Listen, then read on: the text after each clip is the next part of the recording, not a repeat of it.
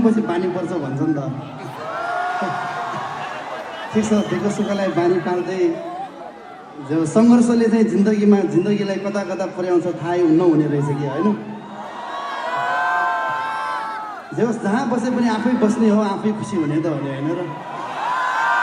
के हो भगवान जो जहाँ बसे नि आफ्नो मन रमाउनु पर्यो नि